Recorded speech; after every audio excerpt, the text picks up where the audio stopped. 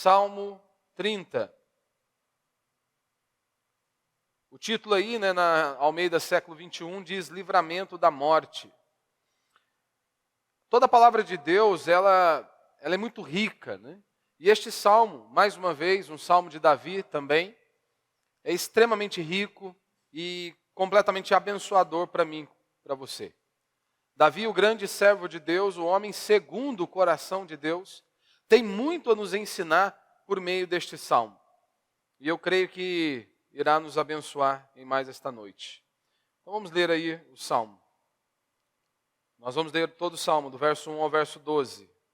Este salmo aqui tem um verso específico, o verso 5, que ele é muito conhecido, mas na tradução da Revista Atualizada. Nós vamos ler aqui na Almeida século 21. Quando chegar no verso 5, eu vou ler aqui na Revista Atualizada e provavelmente você vai lembrar deste texto. Diz o seguinte: Ó Senhor, eu te exaltarei, porque tu me levantastes e não permitiste que meus inimigos rissem de mim. Ó Senhor meu Deus, clamei a ti e tu me curaste. Senhor, tu me tirastes da sepultura, preservastes a minha vida para que eu não descesse à cova. Ou seja, Deus, o Senhor me livrou da morte. Cantai louvores ao Senhor, vós que sois seus santos, e louvai o seu santo nome. Ou seja, ele está falando do povo de Deus, que o povo de Deus possa exaltar ao Senhor, bendizer ao Senhor e glorificar ao Deus Todo-Poderoso. Verso 5. Porque sua ira dura um só momento, no seu favor está a vida. O choro pode durar uma noite, mas o cântico de júbilo vem de manhã. Na Revista Atualizada ele diz, Porque não passa de um momento a sua ira, e o seu favor dura a vida inteira. Ao anoitecer pode vir o choro, mas a alegria vem pela manhã. Ao anoitecer pode vir o choro, mas a alegria vem pela manhã. É a mesma coisa, mas esse texto é mais conhecido aí na Revista Atualizada. No verso 6 ele diz, Eu, porém, dizia na minha prosperidade, jamais serei abalado. Eu creio que neste verso aqui, o verso 6, ele nos dá o tema. Este é o tema central deste salmo. Davi está dizendo e nos advertindo que nós não podemos depositar a nossa fé, a nossa esperança e a nossa confiança em qualquer coisa que não seja o Senhor. A minha esperança, a sua confiança, a minha fé e a sua fé, ela tem que estar firmada em Deus. E nós não podemos depositar a fé em qualquer coisa que não seja o Senhor. Davi está citando a prosperidade, mas eu e você nós podemos abrir este leque, porque nós podemos colocar a nossa fé, seja na nossa família, podemos colocar a nossa fé no nosso trabalho. Você pode colocar a sua fé, depositar a sua fé e toda a sua confiança, porque talvez você seja concursado. Você pode colocar a sua fé e a sua esperança, porque talvez você tenha uma empresa e você prospera. Você pode colocar a sua fé e depositar toda a sua confiança na sua própria vida, em pessoas, aquele amigo influente na sociedade, que pode resolver os seus inúmeros problemas. Há inúmeras coisas ou pessoas que nós podemos depositar a nossa fé. E Davi está nos alertando, isto é um perigo. É um perigo nós fazermos isso. É estupidez nós colocarmos a nossa fé em coisas que não são o Senhor, em qualquer coisa que não seja o Senhor. No verso 7 ele diz, Tu, Senhor, pelo teu favor fizeste com que a minha montanha permanecesse firme. Apenas escondeste o rosto e fiquei perturbado. Então note aqui, Davi está confessando o seu pecado porque por um determinado momento, em um momento de sua vida, ele foi levado a confiar não em Deus, não a depositar a sua esperança no Senhor, mas na sua prosperidade. E ele diz no verso 7, Tu, Senhor, pelo teu favor, ou seja, pela tua misericórdia, pela tua graça, fizeste com que a minha montanha permanecesse firme. Davi pega a figura da natureza e aplica a sua vida. Senhor, é o Senhor que me mantém de pé.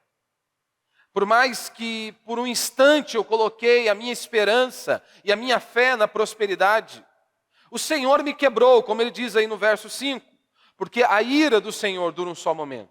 E o Senhor me quebrou de tal maneira que mesmo que a sua ira seja apenas um momento, ela me deixou completamente apavorado, como ele diz no final do verso 7. Apenas escondeste o rosto e fiquei perturbado. Agora ele levanta mais uma vez um clamor a Deus. Verso 8. Senhor, a ti clamei e ao Senhor supliquei.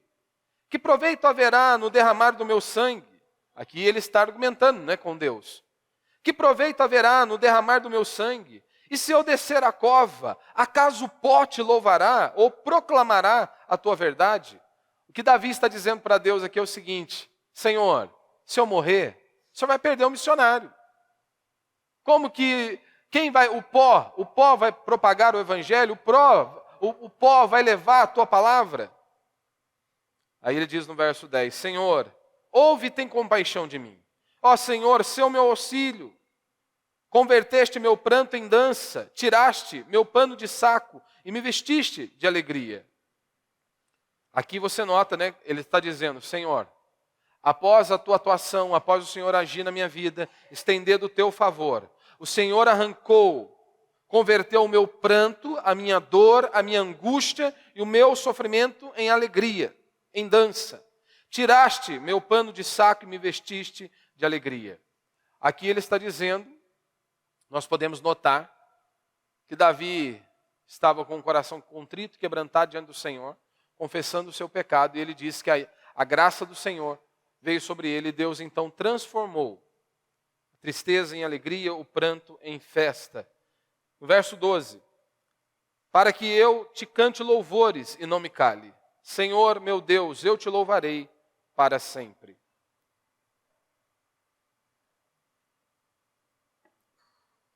Se você conhece um pouquinho a história e a vida de Davi, antes de tomar ali o trono, se assentar ao trono, Davi sofreu horrores. Você conhece um pouco a história de Davi. Quando nós falamos apenas do sofrimento de Davi com relação a Saul, Davi pelo menos 10 anos fugiu de Saul. 10 anos. Davi enfrentou inúmeras angústias, passou por inúmeras aflições. Davi, por conta da perseguição de Saul, o homem mais poderoso em seus dias, daquele povo, estava perseguindo Davi. Davi, então, precisou deixar a sua esposa, filho de Saul. Davi chegou a um determinado momento que ele foi morar com os inimigos. E aí algumas pessoas o reconheceram. E Davi, então, se faz de louco. Começa a dar de louco ali. Davi passou por muitos problemas, muitas angústias e muitas aflições. Só que aqui diante deste salmo, quando Davi diz, olha, eu coloquei a minha esperança na minha prosperidade. E eu dizia, ao olhar para toda a minha prosperidade, jamais serei abalado. Provavelmente Davi está descrevendo o seu cenário aqui já como um rei, com uma vida estabelecida, um exército à sua disposição, um homem, um herói nacional, valente, guerreiro. Um homem respeitado em sua nação. Ele diz, neste momento, eu coloquei a minha confiança na minha prosperidade. Eu coloquei a minha confiança na minha prosperidade. E Davi está dizendo que ele depositou a sua confiança na prosperidade. E por conta disso, de não colocar a confiança em Deus, ele tornou-se alvo da ira de Deus. E Deus o colocou em uma situação desesperadora. Note que aqui Davi está colocando a esperança, a confiança em coisas que o próprio Deus havia dado a ele. Porque, afinal de contas, foi Deus que o colocou no trono, foi Deus que o separou. E tudo aquilo que Davi, as vitórias em inúmeras batalhas, foi Deus que o abençoou. E Davi está dizendo, olha, mesmo nestas coisas que Deus nos deu, nós não devemos colocar a esperança nelas. A confiança nelas. Isso você aplica à sua família, que foi Deus quem te deu. Foi Deus quem nos deu a nossa família, pessoas que nós amamos, pessoas que nos amam, mas nós não podemos colocar a nossa esperança neles. O seu trabalho, em Deuteronômio diz que Deus te deu sabedoria para adquirir riqueza. Ou seja, você não pode colocar a sua esperança em seu trabalho. Ah, eu sou concursado, ou eu tenho uma empresa. Meu irmão, já houve impérios fortíssimos que ruíram. Houve nações que ruíram. Você acha mesmo? INSS, aposentadoria, é algo muito seguro? Se a nação quebra, acabou. Quantas e quantas histórias nós já vimos aí de outras nações e povos que os idosos tiveram que voltar a trabalhar porque quebrou. Ou seja, ou volta a trabalhar ou vai passar fome, vai morrer de fome. E muitas vezes nós achamos que essas coisas vão nos trazer segurança. E ele diz então que Deus o colocou numa situação de completo desespero. Mas ele também diz que o Senhor se tornou favorável a ele e livrou o seu servo. Então o que está diante de nós é o perigo de depositar a fé em qualquer coisa que não o Senhor. Davi, ele colocou na prosperidade. Você pode examinar a sua vida nessa noite e pode ver aonde você tem colocado a sua confiança. E se não for no Senhor, esquece. Você tem que pedir perdão a Deus e falar: Deus, perdoa-me dos meus pecados. Então, primeiro ponto, e o tema da mensagem é justamente esse, né? O perigo de depositar a fé em qualquer coisa que não o Senhor. Primeiro princípio é confiando na prosperidade. Meu irmão, é de fazer tremer que Davi, o homem segundo o coração de Deus, um servo fiel, temente a Deus, tenha se comportado exatamente como um ímpio. Esta é a atitude que Davi teve. Colocar a esperança, a confiança na prosperidade, em seus bens, em suas conquistas, em seu poder. Você se lembra quando Jesus nos conta a parábola do rico insensato? Diz que aquele homem conversava consigo mesmo. Ou seja, não existe Deus. Não preciso de Deus. E esta é a ênfase ali do texto. Que ele conversava consigo mesmo. E ele começava a prosperar e dizia dentro de si: vou destruir esses celeiros, vou fazer outros maiores. Porque eu vou prosperar muito, vou ganhar muito dinheiro. E a hora que eu ganhar muito dinheiro, eu vou descansar e desfrutar de tudo isso. O que Jesus disse? Louco! O que tem hoje mesmo pedirão a tua alma, e o que tem preparado, para quem será? Ou seja, ele estava colocando a esperança, a confiança na prosperidade. Davi teve uma atitude exatamente como de um ímpio. O salmista, no Salmo 73, ele diz isso: os ímpios são assim, sempre seguros, aumentam as suas riquezas. Porque, afinal de contas, o dinheiro, ele pode se tornar um Deus para muitas pessoas. O dinheiro, ele traz segurança. Quem tem dinheiro não se preocupa em correr atrás de alguns médicos, ele pode ser atendido em qualquer lugar.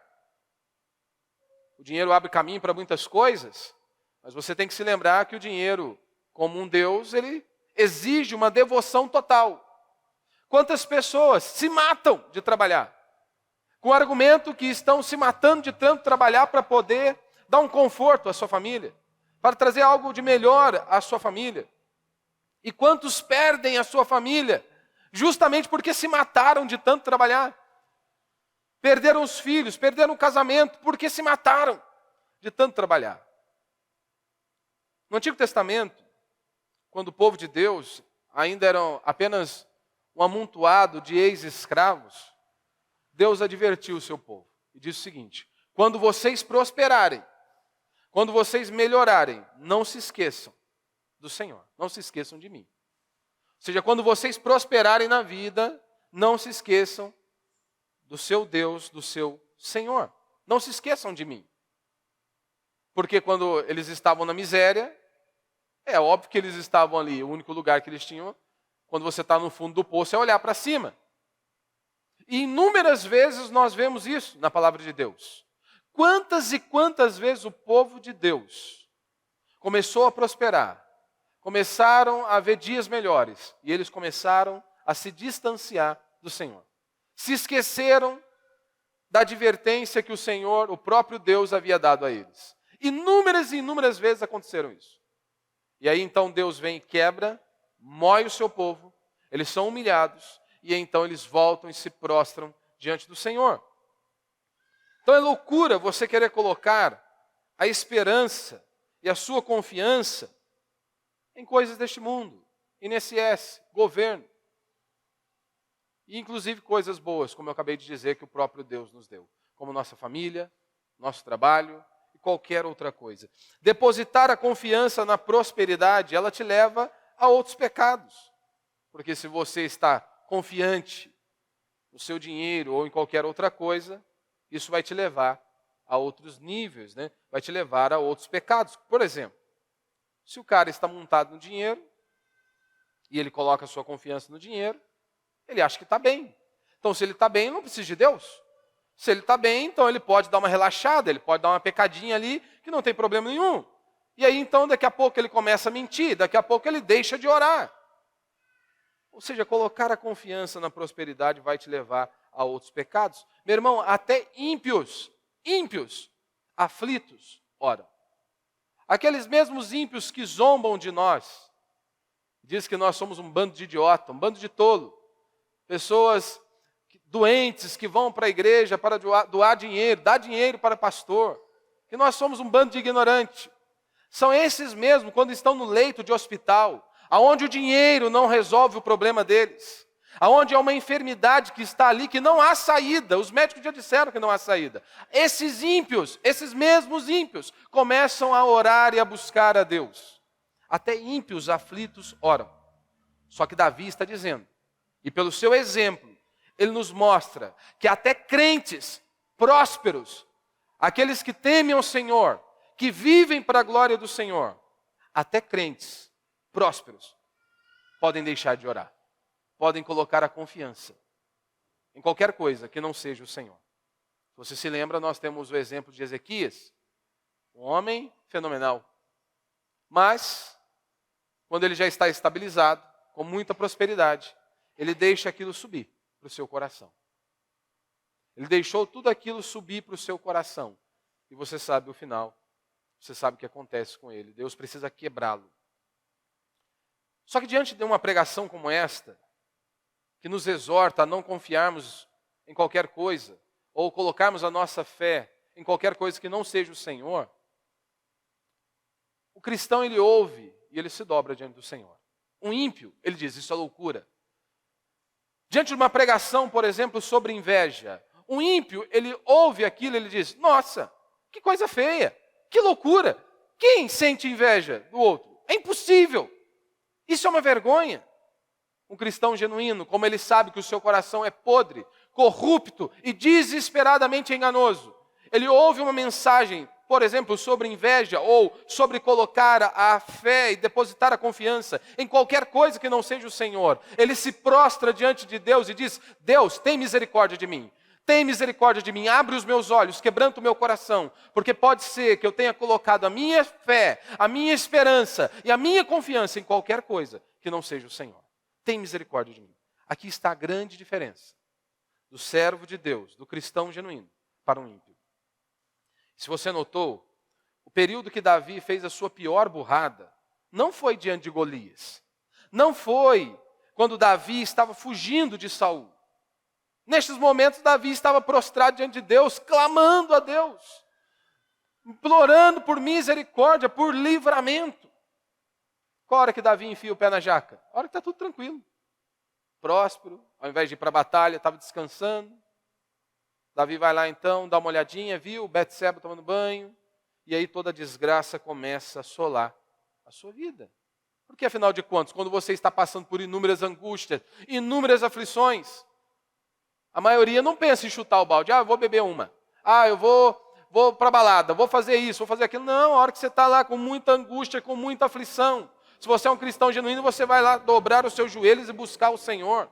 Você vai gemer diante de Deus. O perigo está quando as coisas se estabelecem, quando os problemas se resolvem, quando a tormenta passa, que nós esquecemos que o livramento quem deu foi Deus. Quem nos trouxe refúgio e refrigério foi Deus. Mas nós nos esquecemos. Paulo, em 1 Timóteo capítulo 6, verso 17, ele diz o seguinte: ordena aos ricos deste mundo que não sejam orgulhosos, nem ponham a esperança no quê? Na estabilidade? Não. Na incerteza das riquezas. Você consegue ver o que ele está dizendo aqui? Olha, ordena aos ricos deste mundo que eles não sejam orgulhosos, nem ponham a esperança na incerteza das riquezas, mas em Deus, que nos concede amplamente todas as coisas para dela desfrutarmos. A instabilidade das riquezas. a incerteza das riquezas. Isso que o homem acha que é a coisa mais sólida. Desde que eu tenha dinheiro, desde que eu seja uma pessoa próspera, eu posso tudo. Eu posso tudo. Paulo está dizendo, olha, exorta esses homens, para que eles não coloquem, eles não ponham a esperança na incerteza das riquezas. Meu irmão, países, nações poderosas já ruíram. Um homem toma uma decisão errada, ele arrebenta com a vida de muita gente. Uma pessoa em outro país, se for de influência, ele pode arrebentar com o outro país, o seu vizinho, por aí vai. Você pode pegar, como por exemplo, se você estudar e olhar um pouquinho a história da Venezuela, era um povo extremamente rico. E de repente, do dia para a noite, estão lá no chão. A instabilidade das riquezas. Há, sem dúvida alguma, um governo totalmente opressor por detrás, mas você vê ali, aqueles que estavam no auge, daqui a pouco estão no chão. Então não existe aquele amigo, sabe, influente, que nós sempre queremos nos apoiar. Não existe aquele que sempre vai nos tirar do sufoco.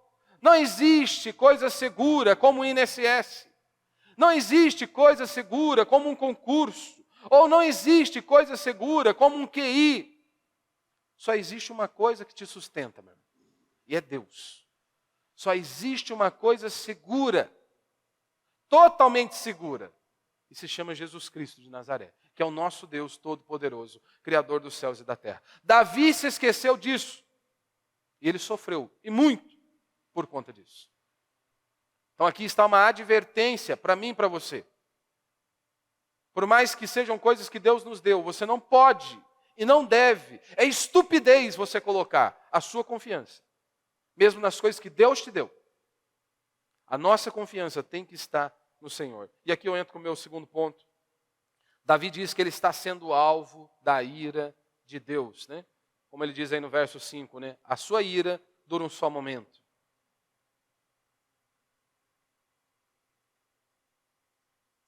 No verso 7 ele diz, né, no final, apenas escondeste o rosto e fiquei perturbado. E no verso 1 em diante você se lembra que Deus o tirou, o livrou da cova. Ou seja, o que ele estava mostrando e retratando é a tamanha angústia que ele estava enfrentando, a dor, o sofrimento que ele estava enfrentando. E ele diz que Deus ficou irado e o colocou em uma situação desesperadora. Desesperadora. Ou seja, da cova subiste a minha alma. Ou seja, como se ele tivesse morrido. É Davi, meu irmão, que está dizendo isso. O homem segundo o coração de Deus. E ele diz que ele está sendo alvo da ira de Deus. Israel sofreu com a ira de Deus sobre eles. Mas eu desafio você, te desafio. Se você, qualquer um de nós, tivéssemos o poder, o dinheiro e a disponibilidade para visitarmos as igrejas em todo o nosso país, eu tenho convicção que se nós pudéssemos e tivéssemos a oportunidade de visitarmos todas as igrejas do nosso país, eu tenho certeza que 90% delas,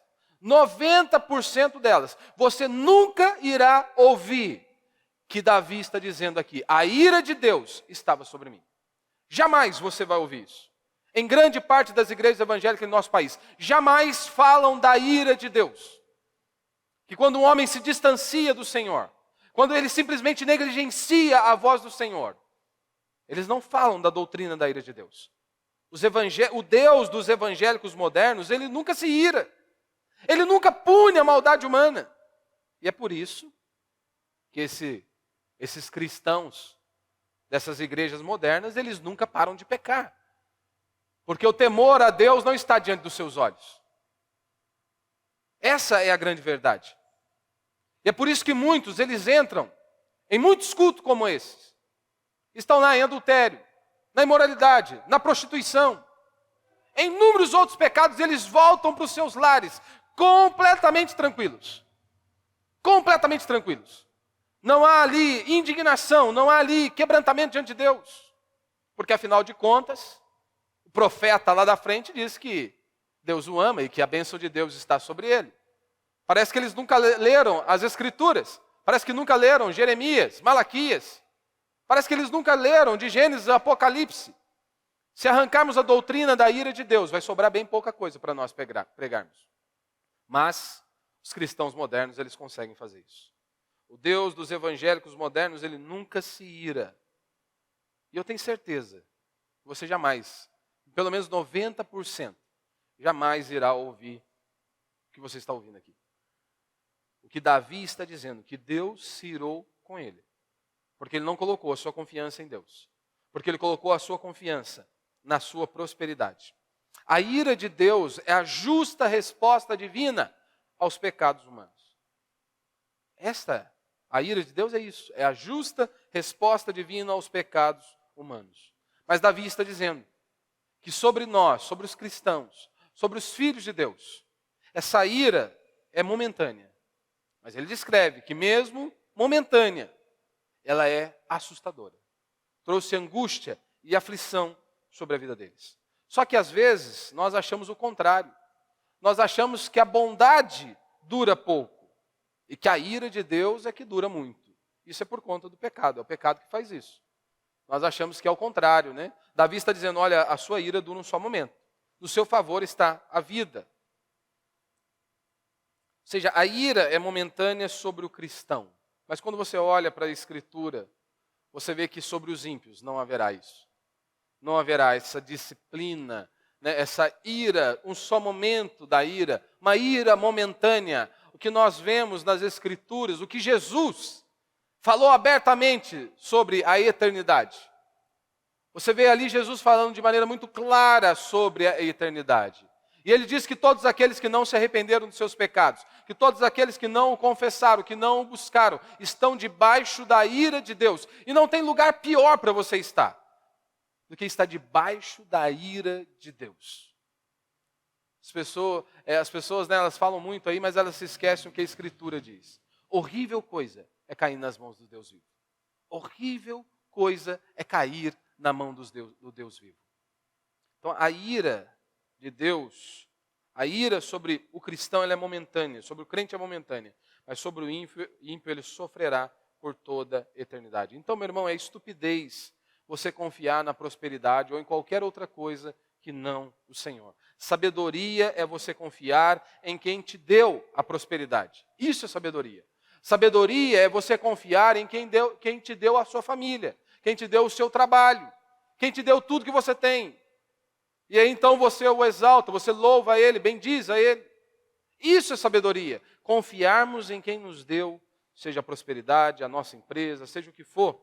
Terceiro, ele mostra, né, aqui para nós o caminho do o caminho da salvação, que é justamente só há um caminho de volta para casa, que é o arrependimento e fé. Não existe outro caminho. Não existe o corredor ungido dos 318 pastores. Não existe o corredor ungido do vale do sal, do trigo, do açúcar, seja lá o que for. Se não houver arrependimento e fé, se não houver confissão de pecados, se não houver ali um coração contrito e quebrantado, e fé em Cristo Jesus, aquele que foi moído na cruz do Calvário por conta dos nossos pecados, se não houver isso, estão debaixo de condenação. E Davi ele nos mostra que ele estava ali com o coração contrito e quebrantado diante de Deus. Verso 11, ele diz: converteste meu pranto em dança, tiraste meu pano de saco e me vestiste de alegria. O que ele está dizendo aqui é que ele se humilhava diante do Senhor, como nós vemos em outras declarações aqui no Salmo. Que ele suplica, que ele clama ao Senhor. E agora ele nos dá uma figura aqui da vestimenta, se vestindo de pano de saco. O pano de saco, quando você olha aqui para o Antigo Testamento, a ideia de se vestir de pano de saco e se cobrir de cinza, era a ideia de lamento, né? As pessoas queriam, quando alguém queria se lamentar, era isso que eles faziam. E por dois motivos, basicamente. Por conta de seus pecados, ou pela morte de alguém, que na verdade acaba se tornando um. Porque é o que a Escritura diz, não é? É melhor você ir à casa onde há luto do que você ir a uma casa que há festa. Porque quando você vai a um luto, você vê a brevidade da vida. Então, todas as vezes que nós vamos a um velório, é uma advertência. É Deus alertando o homem, a sua vida é curta, A sua vida é breve, por isso arrependa-se dos seus pecados. Então Deus nos chamando ao arrependimento. Nós vemos isso quando Jonas está pregando. Jonas capítulo 3, versos 4 e 5, nós vemos isso. Jonas começou a percorrer a cidade por um dia, clamando: Nínive será destruída daqui a 40 dias. Os habitantes de Nínive creram em Deus e decretaram um jejum.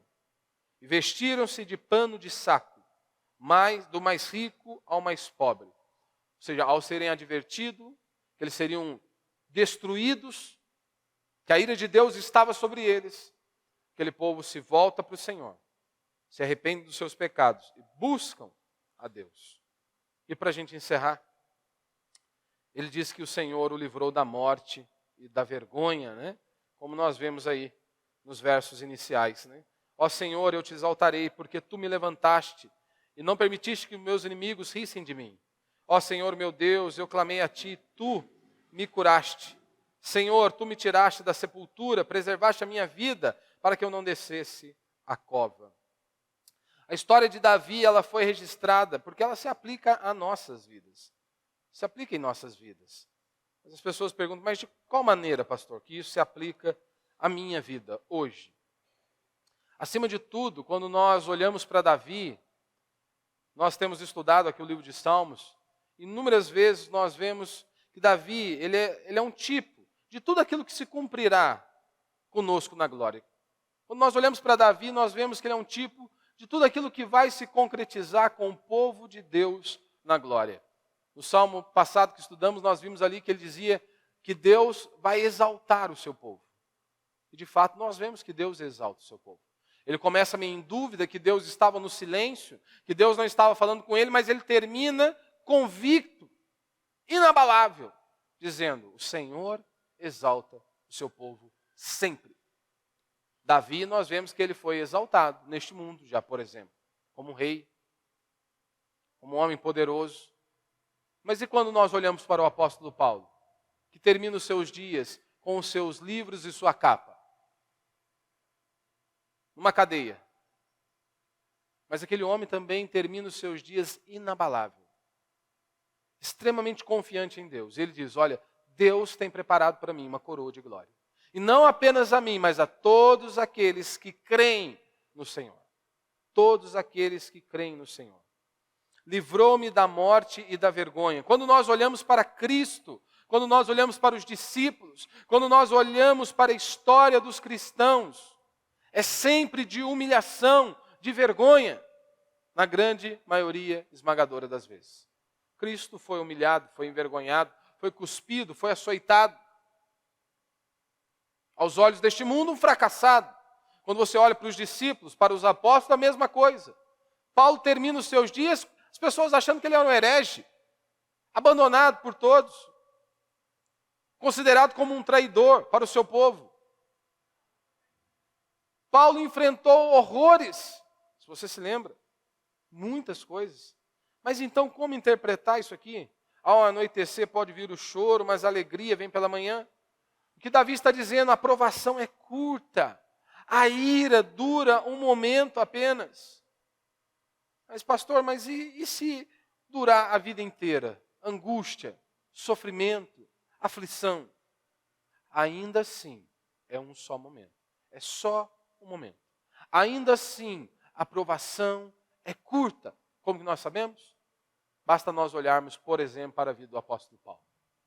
Você se lembra, Paulo chega em um determinado momento que ele começa a dizer tudo aquilo que ele passou. Ou pelo menos a descrever o relato ali. De tudo aquilo que ele passou.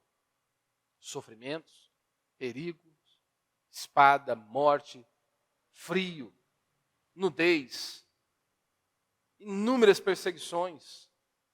O homem foi perseguido diversas vezes. As pessoas queriam matá-lo a todo instante. Desde o momento da sua conversão, Jesus já adverte a Paulo: você vai entender o que é sofrer pelo meu nome. Importa que você entenda isso aí. E de fato ele sofreu horrores. Mas o que Paulo ele diz aos Coríntios? No capítulo 4, no verso 17, ele diz: porque a nossa leve e momentânea tribulação produz para nós eterno peso de glória, acima de toda comparação. Meu irmão, quem é esse homem? Com tudo aquilo, se você conhece um pouquinho a história do apóstolo Paulo, ele vem e diz isso: a nossa leve e momentânea tribulação produz para nós eterno peso de glória. E nos versos anteriores e posteriores, o que Paulo está dizendo é isso. Nós vislumbramos a eternidade. Esse é o nosso objetivo. Então, por maiores que sejam as suas angústias, as suas aflições neste mundo, um dia tudo isso vai acabar. Não haverá mais dor, não haverá mais angústia, não haverá mais sofrimento. E como diz João, ele vai enxugar dos nossos olhos toda lágrima. Não haverá mais dor. Ou como Paulo também diz em Romanos, que ele se alegrava, não apesar das tribulações ou das provações, mas nas tribulações, nas angústias. Porque ele vislumbrava algo infinitamente maior. Porque ali nas angústias, em meio às provações, ele estava sendo lapidado. Deus estava forjando, Deus estava trabalhando na vida dele. E por isso ele vislumbrava algo infinitamente maior. E talvez para nós encerrarmos, não consigo pensar em uma ilustração melhor para que nós possamos olhar para a eternidade. É claro que toda ilustração ela é falha, né? Porque nós não conseguimos trazer à tona tudo aquilo que nós desejamos. Mas imagine, se você tivesse, né, se nós tivéssemos o poder, né? Você acabou de nascer e dissesse para você o seguinte: olha, você topa aguentar 1 minuto de dor para que você tenha 70 anos de alegria? 70 anos, você não vai ficar feio, você não vai engordar, você vai ter dinheiro, você vai ser bonito, vai ter cabelo. Para gente que não tem cabelo, é horror, irmão. Eu não esquento cabeça, mas já conformei já. Você começa, você penteia para cá, não vai, você penteia para lá, não vai. Daqui a pouco você mete a máquina nele e acaba com tudo, já acaba com a festa. Você imagina, o cara chegasse, pudesse falar para você: olha, você aguenta 1 minuto de dor, mas que você vai ter uma vida, 70 anos, vai ser só alegria. Você ia topar na hora, rapaz. 1 minuto de dor comparado com 70 anos não é nada. Manda bala aí, pode fazer o que tem que fazer aí. Meu irmão, o que é 70 ou 100 anos comparado com a eternidade? Não é nada. Por mais que nós vivêssemos, por isso que a sua confiança tem que estar em Deus. Por exemplo, você enfrentar uma enfermidade, não é fácil. Imagine, você conviver com câncer. Família, você sofre, a família sofre. As pessoas que te amam sofrem. Mas se os seus olhos estiverem na eternidade, se a sua confiança estiver nesse Deus, o Criador dos céus e da terra, que a sua vida, você tem essa ciência, que a minha vida está nas mãos deste Deus poderoso que criou os céus e a terra, não importa. Por mais que seja doído, por mais que seja angústia e aflição, é apenas um momento comparado com a eternidade. Apenas um momento. Como já disseram, 1 segundo no céu, você esquece uma vida de sofrimento aqui nessa terra. 1 minuto no céu, você esquece toda angústia e sofrimento aqui nessa terra. Que Deus nos dê graça, que eu e você possamos meditar nesta noite, onde nós temos colocado a nossa confiança. E se a nossa confiança estiver em qualquer coisa que não o Senhor, você tem que se arrepender e falar: Deus, tem misericórdia de mim.